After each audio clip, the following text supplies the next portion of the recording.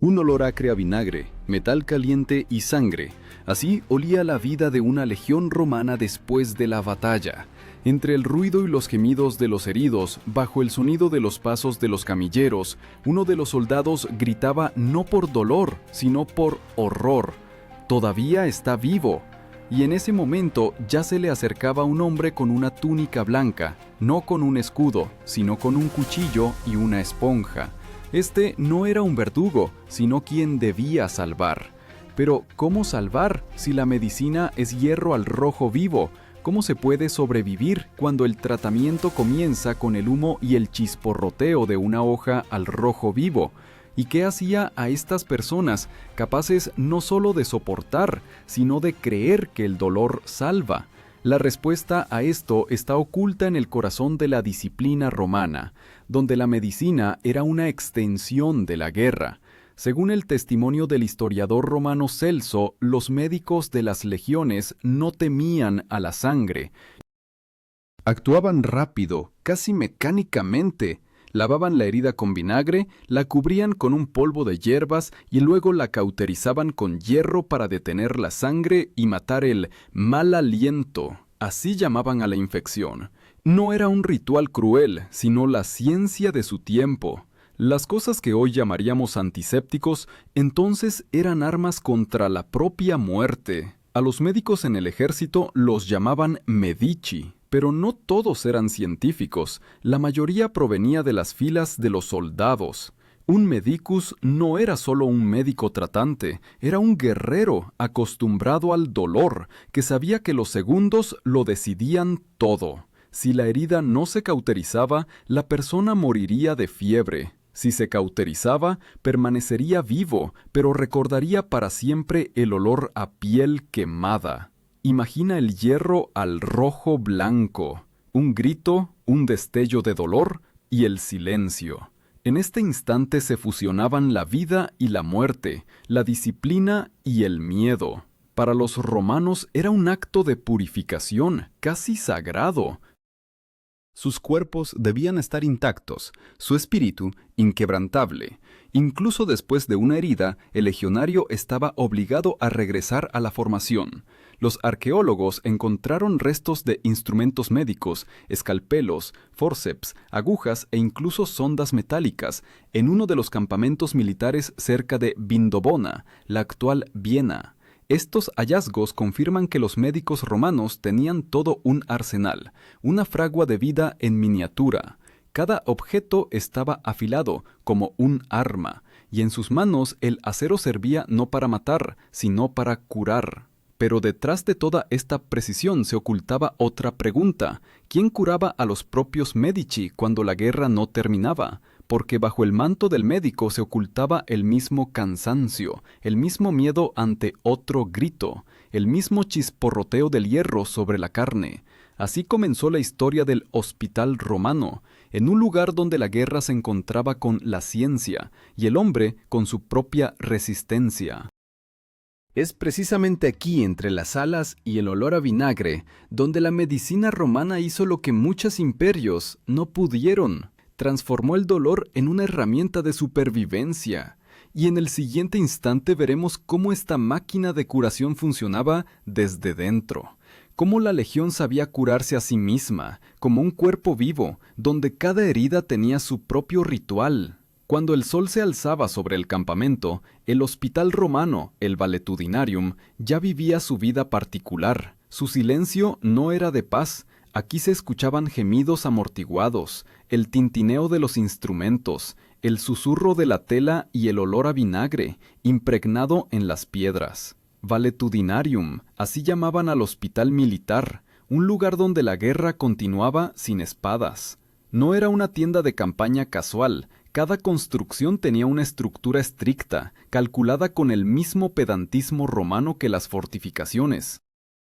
Muros de piedra, filas extendidas de camillas, canales para el desagüe de agua y sangre, todo subordinado a la lógica del orden, porque incluso el dolor debía estar organizado. Los arqueólogos encontraron tales hospitales en Carnuntum, en Britania, bajo Lugdunum. Su plano era casi idéntico, un largo pasillo, a ambos lados del cual había habitaciones con 6 camillas cada una. La parte central, la sala de operaciones, donde había recipientes de bronce con vinagre y esponjas de hierba marina. Estas esponjas no eran simples trapos, absorbían la solución antiséptica con la que se lavaban las heridas. El vinagre actuaba como esterilizador, matando la putrefacción, mucho antes de que la humanidad conociera los microbios. Aquí trabajaban médicos de diferentes niveles. Por encima de todos estaba el archiatrus, el médico jefe de la legión, casi un oficial militar. Debajo, los capsarii, asistentes que transportaban a los heridos y les hacían los vendajes. Llevaban al cinto bolsas de cuero con vendas, esponjas, polvo de mineral de cobre, otro antiguo antiséptico. Para ellos, la muerte era parte de la rutina, como el cambio de guardia. Cuando uno moría, simplemente giraban el cuerpo de lado para dejar espacio al siguiente. El proceso de curación en sí parecía un rito. Los soldados eran traídos en camillas, féretra, marcos de madera con correas tensas. Lo colocaban sobre una mesa de piedra, lo sujetaban con correas y comenzaba lo que los propios legionarios llamaban la prueba de valor. El médico examinaba la herida. Si el hueso estaba destrozado, amputación. Si el corte era profundo, cauterización. Se utilizaban ganchos de hierro al rojo vivo, pinzas de cobre, ungüentos a base de resina y vino.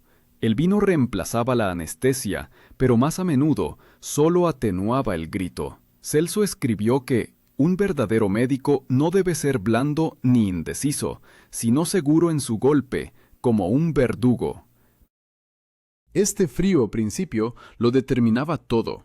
La vida del paciente no dependía de la piedad, sino de la precisión de la mano. Cada incisión, cada sutura era un paso entre la vida y la muerte. Entre los instrumentos romanos había un objeto especial, un catéter de bronce, un tubo delgado que se utilizaba en caso de daño en la vejiga. Hay evidencias de que incluso las operaciones de cráneo, trepanaciones, se realizaban en hospitales militares y algunos pacientes sobrevivían. En los cráneos encontrados en Nimes y la Galia Británica se observan rastros de curación. Esto significa que estas operaciones no eran experimentos casuales. Detrás de ellas había un sistema que se transmitía de legión en legión. Los médicos de Roma a menudo provenían de las provincias griegas, donde las tradiciones de Hipócrates se entrelazaban con la práctica del campo de batalla. Escribían tratados, pero su verdadera sabiduría no nacía en las bibliotecas, sino en el olor a sangre y vinagre. Para ellos, la medicina era una continuación de la disciplina. Aquel que curaba debía ser tan resistente como aquel que luchaba. Pero también había otros héroes, invisibles en este sistema, los oficiales sanitarios, responsables de la limpieza del campamento. En el campamento romano, cada zanja, cada foso tenía su lugar.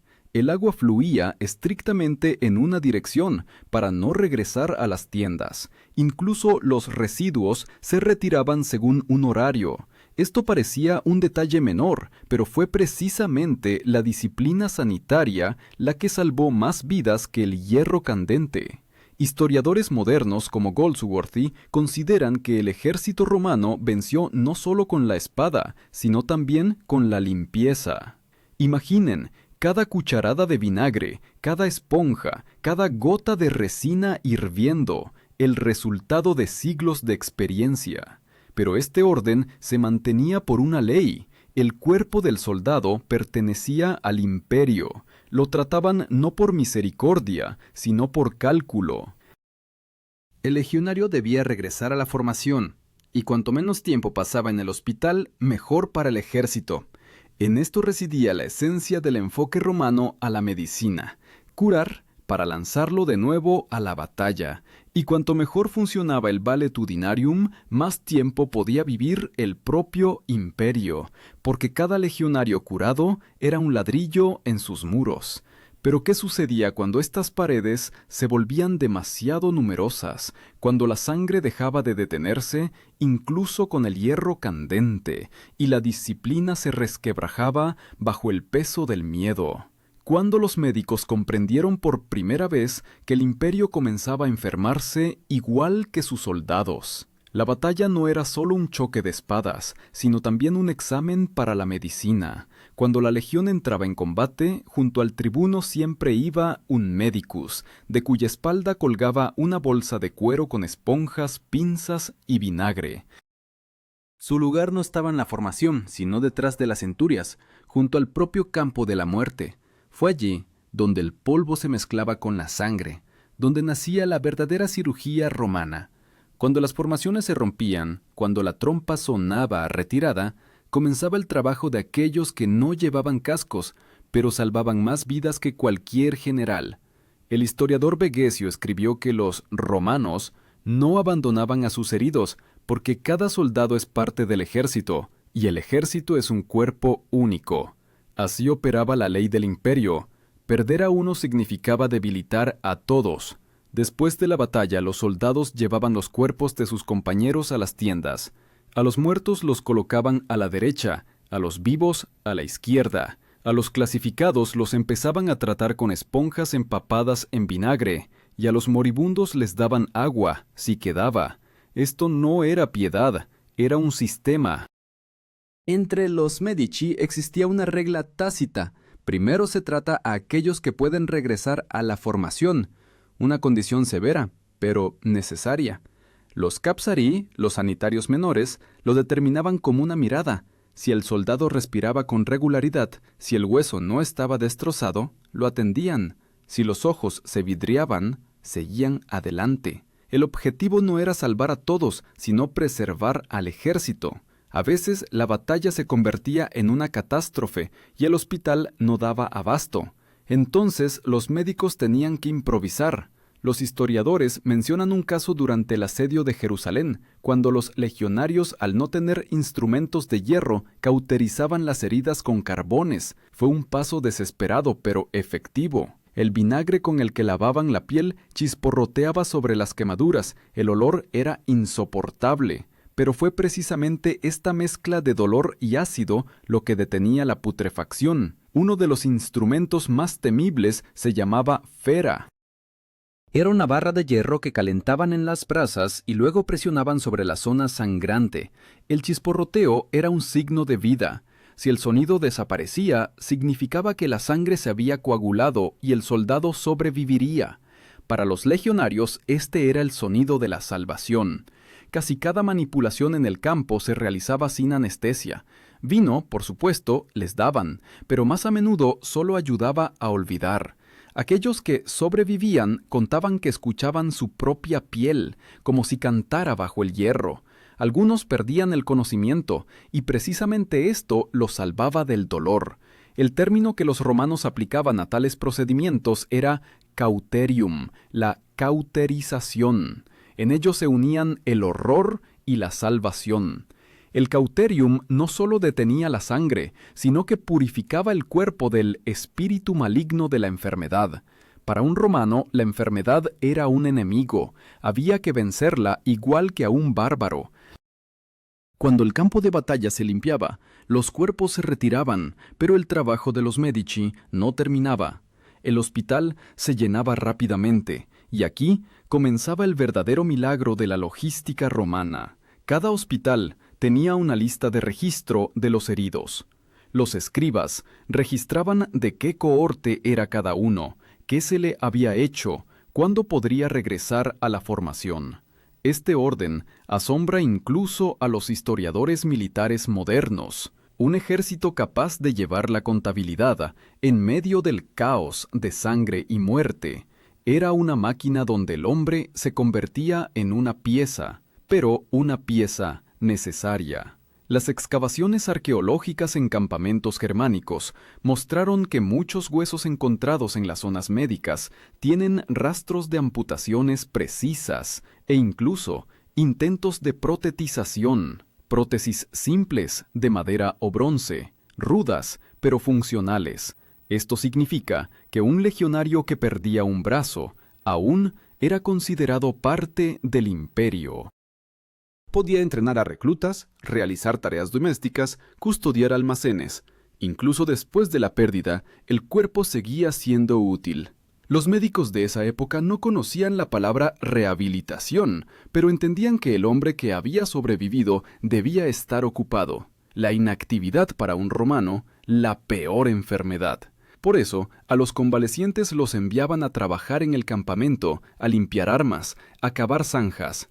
El dolor se embotaba con el trabajo. Tácito escribió que el romano desprecia la debilidad del cuerpo porque su espíritu debe ser más fuerte que el dolor. Esto no es solo una frase, es el credo de una civilización donde el sufrimiento se consideraba parte del servicio. El legionario que pasaba por el hierro candente regresaba diferente, no solo superviviente, sino templado, en el sentido literal de la palabra. Pero este sistema tenía una sombra. A veces, el hierro candente salvaba el cuerpo, pero rompía la mente.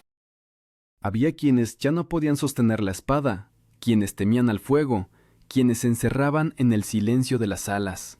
De ellos nadie escribía, no se incluían en los informes. El imperio curaba la carne, pero no el alma. Y aún así, incluso en esta crueldad se sentía una extraña humanidad, porque cada vez que el médico levantaba el hierro al rojo vivo, luchaba no solo por el soldado, luchaba por Roma. Pero, ¿qué sucedió cuando el propio imperio comenzó a necesitar tratamiento, cuando sus heridas comenzaron a supurar desde dentro, y el hierro candente ya no la ayudaba ni a ella?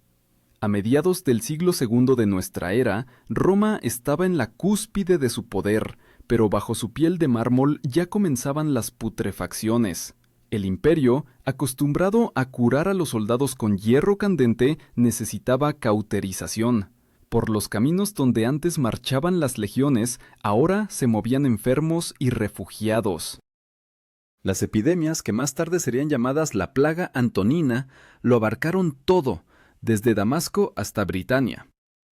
Según los testimonios de Casio Dion, los cuerpos se pudrían directamente en los hospitales, y los médicos, sin explicación, cauterizaban las heridas de la misma manera, con hierro, vinagre y oración.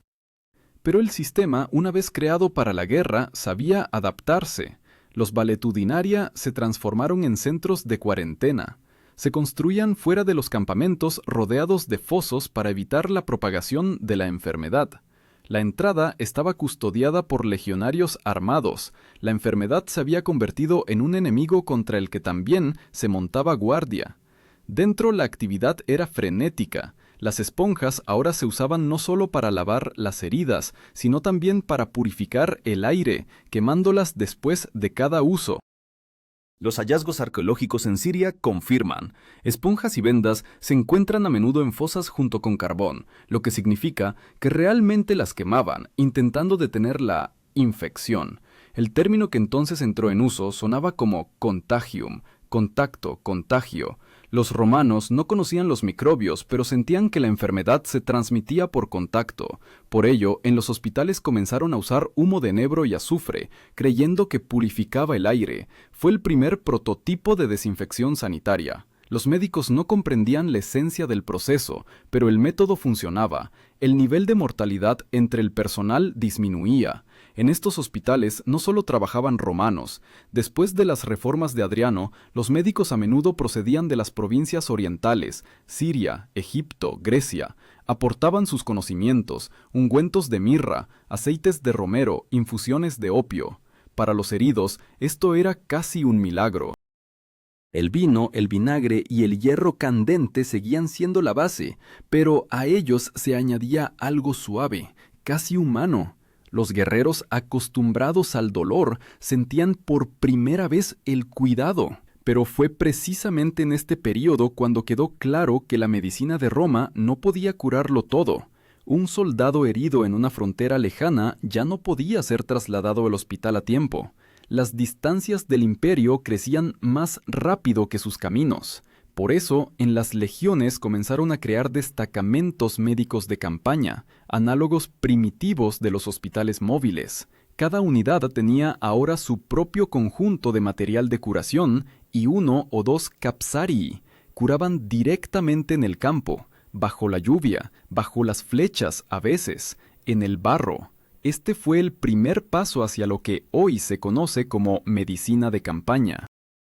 Según las descripciones del historiador Galeno, quien sirvió bajo Marco Aurelio, los médicos militares comenzaron a usar nuevos instrumentos, jeringas de bronce para lavar el pus, agujas finas para suturas de hilo de lino.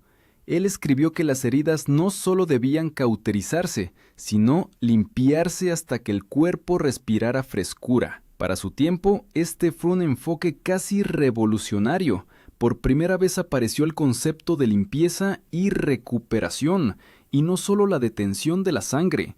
Galeno también observó que muchas enfermedades de los soldados no comenzaban por la espada, sino por el cansancio y el hambre. La ración del legionario era precisa hasta la onza: grano, vino, vinagre, carne salada. Pero en las campañas lejanas, cuando el suministro fallaba, la ración se convertía en un tormento. Entonces la enfermedad venía no de fuera, sino de dentro: escorbuto, agotamiento, fiebre. Los médicos escribían que el cuerpo se volvía como una muralla debilitada. Para salvarla, no se necesitaba hierro y fuego, sino pan y agua. Pero el imperio ya no podía alimentar a todos sus defensores. Con cada década, la medicina reflejaba cada vez más el estado del Estado. Los valetudinaria se hicieron más pequeños, los recursos más escasos, los médicos más pobres. Cuando las fronteras se desmoronaban, el orden dentro de las salas también se desmoronaba. A veces, en los hospitales solo quedaban ancianos y heridos, cuidándose unos a otros. Las crónicas dicen que los ex-legionarios, que conocían los fundamentos del vendaje, enseñaban a jóvenes esclavos a curar quemaduras y dislocaciones. Así, la antigua medicina militar se transformaba en popular. Y aún así, incluso en su declive, conservaba una sorprendente vitalidad, porque en algún lugar profundo de este sistema ardía la vieja idea romana: la vida es un deber hacia el imperio, aunque débil, herida, pero aún vida. Incluso cuando el hierro candente perdía su fuerza, el espíritu de los médicos permanecía férreo. Pero precisamente en este contraste, entre la carne quemada y el espíritu que se consumía, residía el símbolo del fin de una era. El imperio, que una vez curó sus heridas con vinagre y disciplina, ahora gemía como un soldado en la mesa de piedra. Y cuanto más los médicos cauterizaban sus úlceras, más evidente se hacía: la enfermedad había penetrado más allá de la piel. Hacia finales del siglo III después de Cristo, los guerreros que regresaban de los frentes germánicos y orientales traían consigo no solo heridas, sino también experiencia, transformada en un sistema. La medicina romana, que comenzó como un conjunto de técnicas de campo, ahora se había convertido en parte de la doctrina militar. El hospital, el valetudinarium, ya no era un refugio temporal. Se convirtió en una institución permanente, integrada en la infraestructura de la legión. En sus planos, encontrados en campamentos cerca de Maguncia y Numidia, se ve cómo se conectaba con la herrería, la cocina y el templo, como si la salud del soldado requiriera no solo cuchillos y ungüentos, sino también alimento y oración. Cada detalle tenía un significado. Cerca de las salas siempre había una fuente de agua, revestida con azulejos para evitar la contaminación. La sangre y las soluciones de lavado se drenaban en canales separados que conducían a fosas sépticas, y las paredes de los hospitales se cubrían con cal, creyendo que el color blanco repelía la enfermedad. Incluso el viento se utilizaba conscientemente. Los edificios se orientaban para que el aire circulara, una ventilación antigua pero efectiva. Paralelamente a esto, la psicología del tratamiento también cambiaba. Si en la época de Celso el médico era casi un verdugo, ahora se convertía en un guardián de la vida. Surgió un respeto por el propio proceso de curación. En las lápidas de los médicos de Lugdunum y Rávena se pueden leer inscripciones: él devolvió a muchos al servicio, breve, pero con orgullo. La medicina dejaba de ser un oficio de dolor para convertirse en una profesión. El término que entonces se consolidó fue chirurgus, aquel que trabaja con las manos. No un filósofo, no un mago, sino un maestro de la carne. El chirurgus ya no solo cauterizaba heridas, cosía tendones, reponía huesos, extraía flechas. Algunas operaciones son descritas por Galeno con tal precisión que podrían repetirse incluso hoy. Él enseñaba que el cuerpo es un mecanismo y el médico su técnico. Para un imperio construido sobre el orden y la disciplina, esta era la metáfora ideal. Pero esta racionalidad tenía una cara oculta. Cuanto más perfecta se volvía la medicina, más despiadadamente utilizaba al hombre. El legionario ya no tenía derecho a morir de una herida si podía vivir. Lo sacaban de la muerte para devolverlo al servicio, incluso si el cuerpo estaba destrozado. Cartas de un centurión encontradas en Egipto relatan cómo a los supervivientes con graves mutilaciones se les asignaban puestos secundarios, de guardia, de artesano, de mensajero. Los llamaban invalidi, discapacitados, pero aún útiles. Es difícil imaginar cuánto dolor pasaron estas personas. Algunos de ellos perdían extremidades, pero permanecían fieles a su juramento. Para ellos, el hospital no era un lugar de descanso, sino una fragua donde sus cuerpos eran reforjados. Roma no creaba simplemente un ejército, sino un mecanismo de autorrestauración. Incluso el sufrimiento se convertía en una función. Los datos arqueológicos confirman que en este periodo aparecieron más instrumentos para la reconstrucción, placas metálicas para huesos, tablillas de madera con cierres de bronce. En uno de los hospitales de Capua se encontró un conjunto de 6 prótesis diferentes, desde dedos hasta una pierna entera.